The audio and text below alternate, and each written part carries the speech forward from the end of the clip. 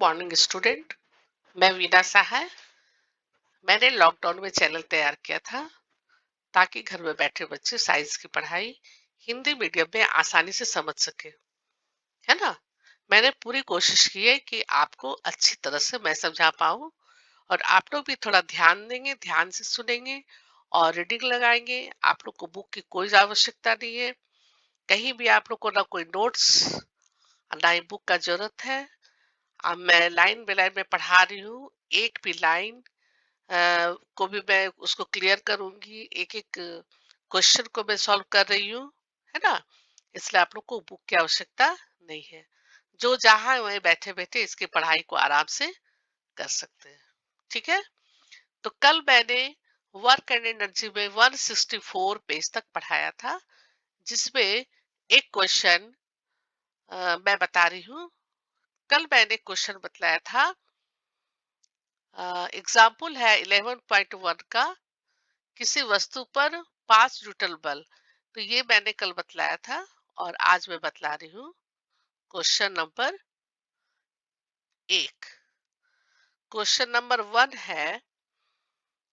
उम्मीद है कि कल आप लोग को इसके पहले जो मैंने समझाया था वो समझ में आ गया होगा। वर्क के बारे में मैं बतलाई थी। वर्क का मात्रक क्या है ना। वर्क बराबर क्या होता है, work is equal to force into displacement, ये सब मैं बता चुकी हूँ। तो आज उसी के चार हम मैथ्स बनाएंगे। क्वेश्चन है कि किसी वस्तु पर 7 N का बल लगता है, 7 न्यूटन का बल लगता है। तो मान लीजिए कि बल की दिशा में विस्थापन यानी कि डिस्प्लेसमेंट 8 मीटर है। तो मान लीजिए वस्तु के विस्थापन के समय लगातार वस्तु पर बल लगता रहा है ना। तो इस स्थिति में किया गया कार्य कितना होगा। क्वेश्चन क्या कहता है कि 7 न्यूटन का बल उस पर लग रहा है और विस्थापन कितना हो रहा है, 8 मीटर। तो ये तो बहुत सिंपल है। देखिए फिगर में दिया हुआ है। यहाँ पर ऑब्जेक्ट है, ऑब्जेक्ट में फोर्स लगाया जा रहा है और डिस्प्लेसमेंट 8 मीटर दूरी। ठीक है। तो force is equal to work is equal to force into displacement. तो फोर्स है 7 न्यूटन इंटू 8 मीटर। तो कितना हो गया, 8 सते 56। 56 Nm लिखे हम लोग या जूल, है ना। न्यूटन मीटर को हमने जूल में लिखा है, इसको हम जूल आराम से लिख सकते हैं। ठीक है। तो इसका आंसर हो गया 56 जूल। ओके, इतना समझ में आ गया होगा। अब आगे देखिए नेक्स्ट।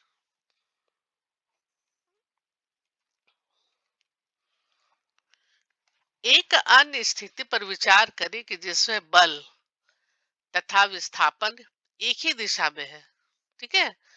फोर्स तथा विस्थापन डिस्प्लेस दोनों एक ही दिशा में है। तो एक बच्चा किसी खिलौना कार को 11.4 चित्र में देखिए इसको दर्शाया जा रहा है ना। उसके अनुसार धरती के समांतर खींच रहा है। क्या हो रहा है, जिधर फोर्स लग रहा है अपनी तरफ वो खींच रहा है और डिस्प्लेसमेंट भी किधर हो रहा है, कार के विस्थापन की दिशा में बल लगाया है। इस स्थिति में किया गया कार्य बल तथा विस्थापन के गुणनफल के बराबर होगा। तो इस प्रकार की स्थिति में बल द्वारा किया गया कार्य को धनात्मक माना जाता है। जब अपने समांतर, है ना, धरती के समांतर जब हम खींच रहे हैं, खींचा जा रहा है और इस कार के विस्थापन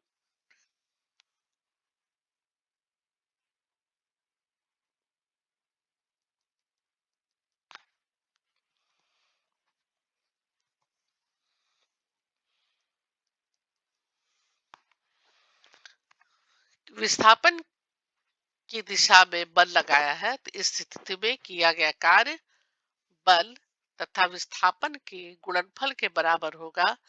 तो इस प्रकार की स्थिति में बल द्वारा किया गया कार्य धनात्मक माना जाता है। कार्य धनात्मक भी होता है, कार्य ऋणात्मक भी होता है और कार्य जीरो भी होता है, शून्य भी होता है ना। तो एक एग्जाम्पल मैं बता रही हूँ।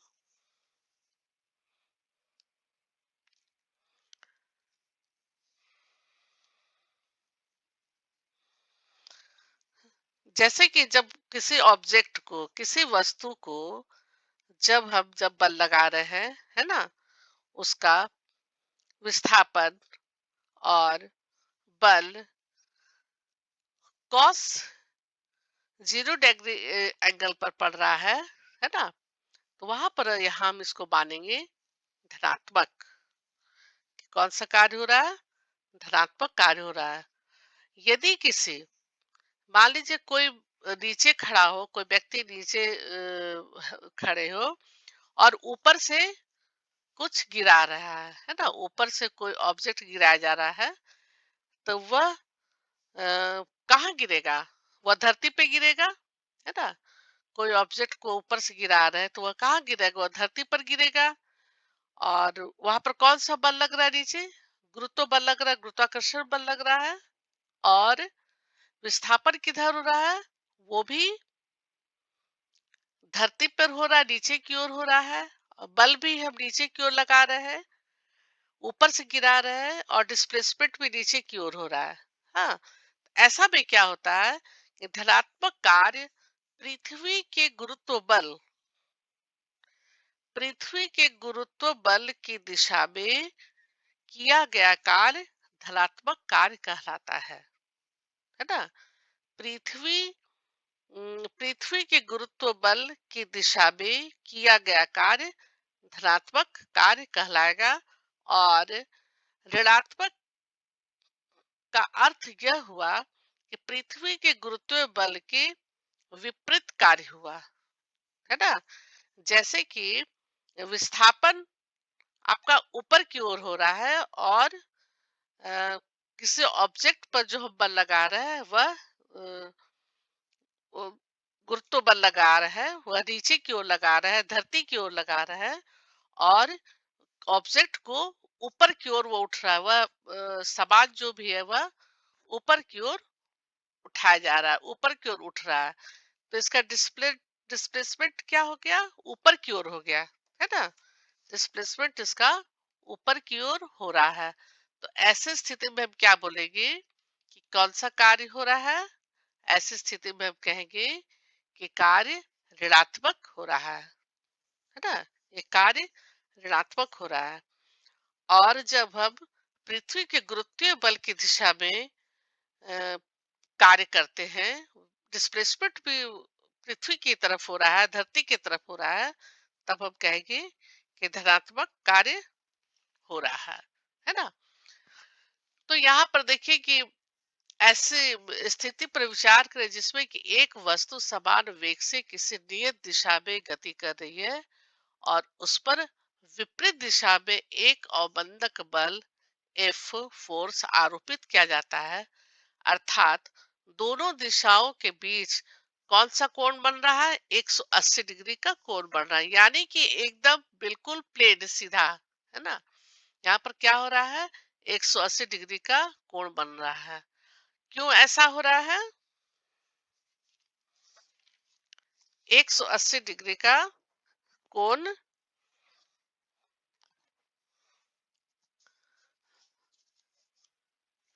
बन रहा है ना।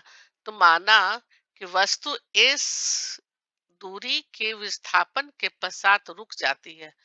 ऐसी स्थिति में बल द्वारा किया गया कार्य ऋणात्मक माना जाता है और इसे ऋण चिन्ह द्वारा निर्दिष्ट किया जाता है। बल द्वारा किया गया कार्य को एफ गुने माइनस एस या माइनस एफ गुने एस है, इसको हम मानेंगे कि कार्य ऋणात्मक कार्य हुआ, है ना। इसको फिर से एक बार हम लोग समझते हैं कि एक स्थिति पर विचार करें जिसमें कि एक वस्तु समान वेग से किसी नियत दिशा में गति कर रही है और उस पर विपरीत दिशा में एक अवमंदक बल फोर्स आरोपित किया जा रहा है, फोर्स लगाया जा रहा है, अर्थात दोनों दिशाओं के बीच 180 डिग्री का कोण बन रहा है ना। 180 डिग्री का कोण बन रहा है। तो माना कि वस्तु एस दूरी के विस्थापन के पश्चात रुक जाती है, तो ऐसी स्थिति में बल फोर्स द्वारा किया गया कार्य को ऋणात्मक माना जाता है और इसे ऋण चिन्ह से निर्दिष्ट किया जाता है। बल द्वारा किया गया कार्य को F इंटू माइनस एस या माइनस एफ इंटू एस लिखते हैं, है ना। वैसा ही लिखते हैं। जब बल विस्थापन की दिशा के विपरीत दिशा में लगता है, जब बल विस्थापन की दिशा के विपरीत दिशा में लगता है तो किया गया कार्य ऋणात्मक होता है। जब बल विस्थापन की दिशा में लगता है तो किया गया कार्य ऋणात्मक होता है। जब विस्थापन की दिशा में, है ना, जिधर डिस्प्लेसमेंट हो रहा है उसी तरह बल विस्थापन की दिशा में लग रहा है, तब हम कहेंगे कि धनात्मक कार्य हुआ। और जब विस्थापन की दिशा के विपरीत दिशा में लगता है तब कहते हैं कि कार्य ऋणात्मक होता है ना। यहाँ पर थोड़ा सा यही अंतर है कि जब बल विस्थापन की दिशा के विपरीत दिशा में लगता है, विस्थापन दिशा के विपरीत दिशा में लगता है तो किया गया कार्य को ऋणात्मक कहेंगे। और जब फोर्स विस्थापन की दिशा में ही लगता है, जिधर डिस्प्लेसमेंट हो रहा है वहीं पर हमारा बल लग रहा है, तब हम कहेंगे कि कार्य पॉजिटिव हुआ, है ना, कार्य धनात्मक हुआ। ये थोड़ा सा अंतर, एक विपरीत दिशा में लग रहा है तो ऋणात्मक कार्य कहलाएगा, और विस्थापन की दिशा में लग रहा है तो धनात्मक कार्य होगा। ठीक है।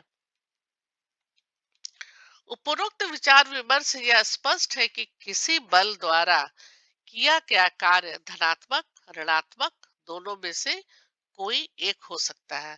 धनात्मक भी हो सकता है, ऋणात्मक हो सकता है, दोनों में से कोई हो सकता है। और कभी कार्य शून्य भी होता है कि कोई कार्य नहीं हुआ, है ना। इसे समझने के लिए आइए निम्नलिखित क्रियाकलाप हम लोग करते हैं। किसी वस्तु को ऊपर उठाए, ठीक है, और आपके द्वारा वस्तु पर लगाए गए बल के द्वारा कार्य किया गया। वस्तु ऊपर की ओर चलती है, आपके द्वारा लगाया गया बल विस्थापन की दिशा में है, ठीक है।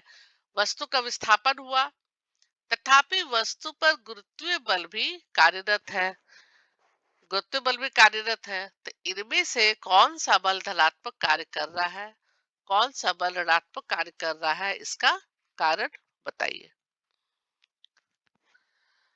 किसी वस्तु को ऊपर उठाते हैं, है ना, किसी वस्तु को, मान लीजिए बुक्स है कुछ, उसको हम लोग ऊपर उठा रहे हैं और वस्तु पर लगाया गया बल के द्वारा कार्य किया गया। वस्तु ऊपर की ओर चलती है, यानी कि वह डिस्प्लेसमेंट कहाँ हो रहा है, उसका ऊपर की ओर हो रहा है ना, ऊपर की ओर डिस्प्लेसमेंट हो रहा है। और लगाया गया बल विस्थापन की दिशा में है ना। लगाया हुआ बल जो है सो विस्थापन विस्थापन की दिशा में है। तो यहाँ पर क्या हो गया, तथापि वस्तु पर गुरुत्वीय बल भी कार्यरत है। तो इनमें कौन सा बल धनात्मक कार्य करेगा और कौन सा बल ऋणात्मक कार्य करेगा। गुरुत्वीय बल के विपरीत जो कार्य हो रहा है ना, गुरुत्वीय बल के विपरीत जब कार्य होगा तो यहाँ पर ऋणात्मक कार्य होगा। और पृथ्वी के गुरुत्वीय बल की दिशा में जो कार्य होगा तो यहाँ पर धनात्मक कार्य होगा। ठीक है। पृथ्वी के गुरुत्वीय बल की दिशा में जो कार्य होगा वह होगा धनात्मक, और पृथ्वी के गुरुत्वीय बल के विपरीत जो कार्य होगा वह होगा ऋणात्मक, क्योंकि फोर्स लगा रहे हैं, है ना। और गुरुत्वीय बल जो है वह हमें धरती पे गुरुत्वीय बल अलग से कार्य कर रहा है। हाँ, अलग से कार्य कर रहा है और डिस्प्लेसमेंट हो रहा है ऊपर। विस्थापन जो है वह ऊपर की ओर हो रहा है। तो यहाँ पे क्या हो जाएगा, ऋणात्मक कार्य होगा। ठीक है।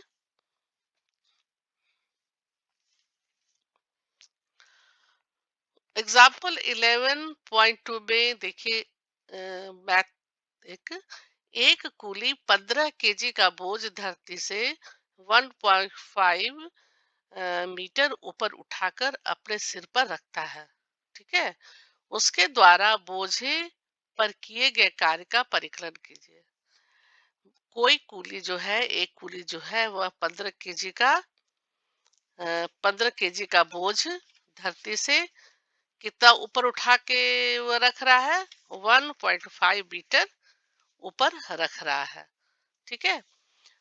तो बोझ पर किए गए कार्य का परिकलन कीजिए। तो यहाँ पर बोझ का द्रव्यमान हो गया कितना, 15 किलो।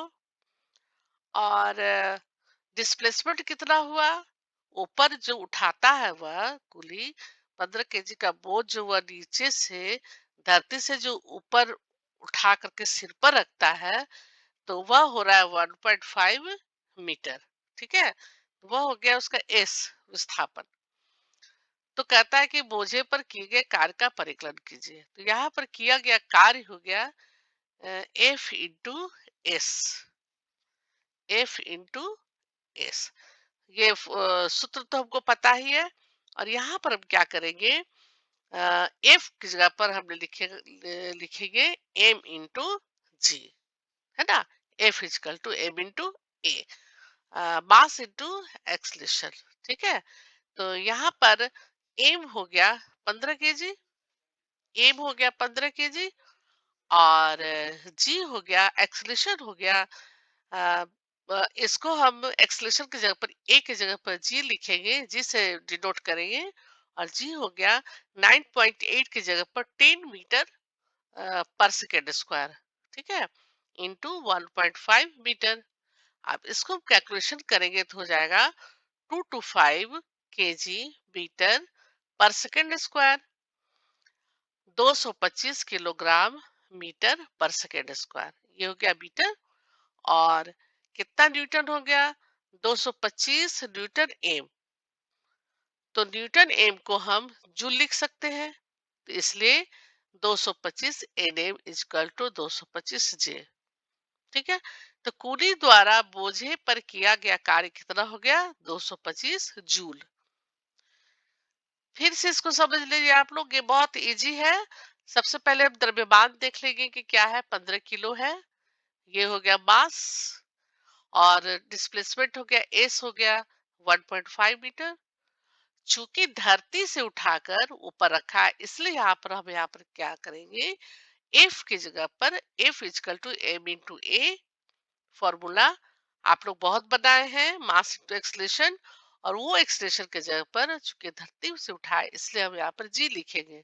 और जी की जगह पर क्या है, 9.8 मीटर पर सेकेंड स्क्वायर। तो यहाँ पर हमने क्या लिखा, उसको राउंड में 10 मीटर पर सेकेंड स्क्वायर, 1.5 एम। और सॉल्व करने पर आता है 2 to 5 जूल, है ना। तो कूली द्वारा बोझे पर किया गया कार्य हो गया 225 जूल। ठीक है। उम्मीद है कि समझ में आ गया होगा। अब प्रश्न है, हम कब कहते हैं कि कार्य किया गया है, हम कब कहते हैं कि कार्य किया गया है ना। कार्य का परिभाषा तो मैंने कल बताया ही था कि हम कब कार्य कहते हैं कि किए हैं। एसफी जनरल में मैं समझा देती हूँ कि उसके लिए हमें एक दो दिशा होना बहुत जरूरी है, एक फोर्स लगना और वस्तु में विस्थापन होना। ठीक है। तो मैं उसे अच्छा से बता दे रही हूँ, साइंस के दृष्टिकोण से। ठीक है। साइंस के दृष्टिकोण से तभी हम कहेंगे कि कार्य किया गया है, जब किसी वस्तु पर, किसी ऑब्जेक्ट पर बल लगाया जाता है। तो बल लगाने से उस पे विस्थापन हो। कुछ न कुछ विस्थापन उसमें जरूर हो, चाहे वो पॉइंट हो, चाहे 0.5 हो, चाहे किलोमीटर्स हो या मीटर्स हो, लेकिन उनमें विस्थापन होना बहुत जरूरी है। फोर्स लगना और फोर्स लगने के बाद उसमें डिस्प्लेसमेंट बहुत जरूरी है। ये दोनों दशाएं जब होती है, तब हम कहते हैं कि वर्क हुआ, कार्य हुआ, है ना। तो साइंस के दृष्टिकोण से जब कोई वस्तु पर बल लगाया जाता है, तो बल लगने से उसमें विस्थापन हो जाए, तब हम कह सकते हैं कि कार्य हुआ। यही इसका छोटा सा आंसर है। आप लोग एक बार दो बार रीडिंग लगाइएगा तो आप लोग को लिखने का भी जरूरत नहीं पड़ेगा, बस ऐसे ही आप लोग को याद हो जाएगा। क्योंकि वर्क हम लोग सब अपने अपने घर में कुछ न कुछ करते ही रहते हैं, लेकिन विज्ञान की भाषा से आधा मेरा कार्य है, आधा मेरा बस ऐसे ही है। ठीक है। सेकेंड क्वेश्चन है कि जब किसी वस्तु पर लगने वाले बल इसके विस्थापन की दिशा में हो, तो किए गए कार्य का व्यंजक लिखिए। हमें उसका सूत्र बनाना है, उसको लिखना है कि किसी वस्तु पर लगने वाला बल, इसका मतलब क्या हुआ, फोर्स। वस्तु पर एफ बल लगा, यानी फोर्स बल लगे, और उसमें बल की दिशा, हाँ, विस्थापन की दिशा में हो, तो यहाँ पर क्या हो जाएगा कि बल की दिशा में विस्थापन एस होगा। एस एस से हम डिनोट करते हैं और फोर्स को एफ से करते हैं। तो वर्क जो हुआ, कार्य जो हुआ, तो work W is equal to force into displacement, बल की दिशा में विस्थापन, है ना। बल की दिशा में विस्थापन, work is equal to force into displacement, S, F into S. तो ये हो गया व्यंजक, है ना। क्वेश्चन टू का व्यंजक हो गया। यही पूछ रहा है कि हम मतलब इस परिभाषा के हिसाब से इसका सूत्र कैसे निकालना है। बस क्वेश्चन यही है, हमें लिखना है work is equal to force into displacement, और उसी को समझा के लिख देना है। ठीक है। दो क्वेश्चन हो गया। थर्ड क्वेश्चन है, 1 जूल कार्य को परिभाषित कीजिए। 1 जूल कार्य को परिभाषित कीजिए। इसे हम कैसे करेंगे। 1 जूल, है ना, किसी वस्तु पर किए गए कार्य की वह मात्रा है।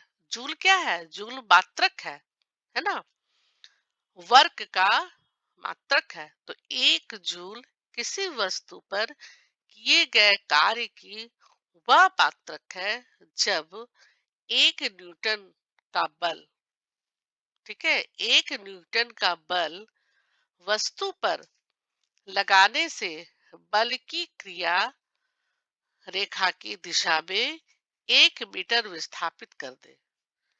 1 मीटर विस्थापित कर दे, है ना। सब एक एक, 1 जूल कार्य होगा तो यहाँ पर 1 न्यूटन बल लिखाएगा। ठीक है। 1 जूल किसी वस्तु पर किए गए कार्य की वह मात्रा है जब 1 न्यूटन बल, जब हम बल लगाएंगे तो 1 न्यूटन का बल लगेगा, तो 1 न्यूटन का बल वस्तु पर लगाने से बल की क्रिया रेखा की दिशा में 1 मीटर विस्थापित कर दे। यही हुआ 1 जूल कार्य की परिभाषा। ठीक है। 1 जूल कार्य को परिभाषित हम ऐसे ही करेंगे कि 1 न्यूटन बल वस्तु पर लगाने से बल की क्रिया रेखा की दिशा में 1 ही मीटर विस्थापित कर दे। 1 मीटर। ठीक है। 1 न्यूटन, 1 मीटर, 1 जूल, समझ में आ गया। चौथा क्वेश्चन, बैलों की एक जोड़ी खेत जोतते समय किसी हल पर 140 न्यूटन बल लगाती है, तो जोता गया खेत 15 मीटर लंबा है, तो खेत की लंबाई को जोतने में कितना कार्य किया गया। क्वेश्चन क्या है कि बैलों की एक जोड़ी खेत जोतते समय किसी हल पर 140 न्यूटन बल लगाते हैं, तो फोर्स कितना है पहले हम ये निकालेंगे। दिया गया बल लगाया गया बल कितना है? 140 न्यूटन। और उसकी दूरी कितनी हो गई? जोता गया खेत की लंबाई 15 मीटर। तो ये हो गया एस। डिस्प्लेसमेंट 15 मीटर हो गया। तो किया गया कार्य कितना हो गया? जोतने में कितना कार्य हुआ? तो कार्य इजकल टू बल गुने विस्थापन। तो वर्क इजकल टू, यहाँ पर क्या हो जाएगा? Work is equal to force into displacement. तो फोर्स है 140 न्यूटन इंटू 15, है ना? 140 इंटू 15। तो इसको हम गुना करेंगे तो हो जाएगा 2100 एन एम, है ना? इतना को इतना से गुणा कर देंगे तो हो जाएगा 2100 एन एम या जूल। इसको हम जूल से भी करेंगे तो किया गया कार्य कितना हो गया? 2100 जूल हुआ। ठीक है। तो उम्मीद है कि चारों क्वेश्चन समझ में आ गया होगा। चारों क्वेश्चन काफी इजी। और जहाँ तक कार्य की परिभाषा है, हम लोग 24 घंटा कार्य करते हैं। सोना, उठना, बैठना, गाना, नाचना, कूदना, खेलना, भोजन खाना, ऊपर नीचे करना, चढ़ना, डांस करना, यहाँ से वहां जाना, गाड़ी चलाना, साइकिल चलाना, है ना? सभी कार्य है, लेकिन कहीं कहीं पर कार्य की परिभाषा वैज्ञानिक दृष्टिकोण से अलग हो जाती है। ठीक है। और नेक्स्ट क्लास में नेक्स्ट वीडियो हमारा रहेगा ऊर्जा, है ना? एनर्जी के बारे में मैं बतलाऊंगी। एनर्जी सबके पास है ना? छोटा से छोटा जीव हो या बड़ा से बड़ा जीव हो, एनर्जी सबके पास है। एनर्जी के बिना जीना मुश्किल है, असंभव है ना? तो चलिए, इसको आप लोग पढ़िएगा, कमेंट कीजिएगा, सब्सक्राइब कीजिएगा, आइकन बेल प्रेस करना नहीं भूलिएगा। ठीक है। Okay, bye, thank you.